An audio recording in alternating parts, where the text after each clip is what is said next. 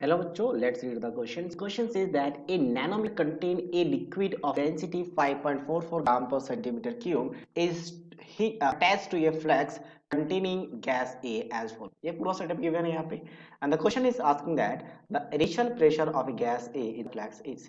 तो initial pressure क्या होगा गैस का? तो गैस की प्रेशर की बात करें वो क्या करेगा, गैस यहाँ से डायरेक्शन में निकलने की कोशिश करेगा तो इस लिक्विड को पुश यहाँ से क्या करेगा, पुश करेगा। तो गैस इस डायरेक्शन में प्रेशर लगा रहा है और इस पॉइंट पे आ जाओ, इस पॉइंट पे, तो इस पॉइंट पे मुझे क्या दिखेगा कि गैस का प्रेशर अप साइड में लग रहा है, ठीक है, या फिर मिडिल पार्ट लो, यानी कि आप इनमें किसी डायरेक्शन में। Atmosphere pressure already down side दिखाया गया है और यहाँ पे जो लिक्विड रखा गया उस लिक्विड का प्रेशर डाउन साइड रहेगा ड्यू टू mg मास की वजह से। तो मरकरी का सॉरी लिक्विड का प्रेशर किस साइड लग रहा है, नीचे। तो जब ये बैलेंस होगा तो उस टाइम हम कह सकते हैं pressure of gas will be equals to pressure of liquid plus atmospheric pressure.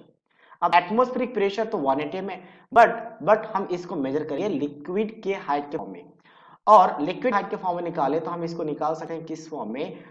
इस वैल्यू को अगर हम चाहे तो जब लिक्विड मरकरी यूज किया जाता है तो उसके फॉर्म में आ जाता है 76 सेंटीमीटर ऑफ Hg आ जाता है, ठीक है।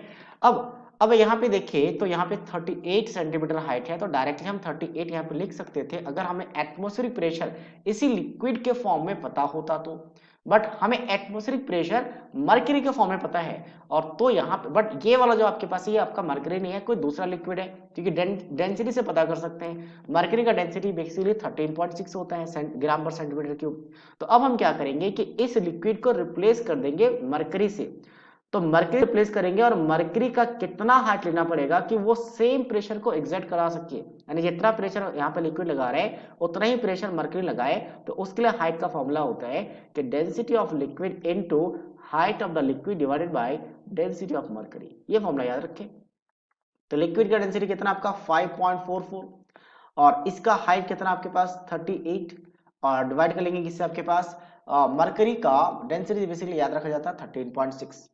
तो इस वैल्यू को हम क्या करते हैं, कैलकुलेट कर लेते हैं। आपके पास क्या आ गया 5.44 को सबसे पहले तो हम मल्टीप्लाई कर लेंगे 38 के साथ, और फाइनली जो भी वैल्यू आएगा उसको हम डिवाइड कर लेंगे किसके साथ, आपका 13.6 के साथ।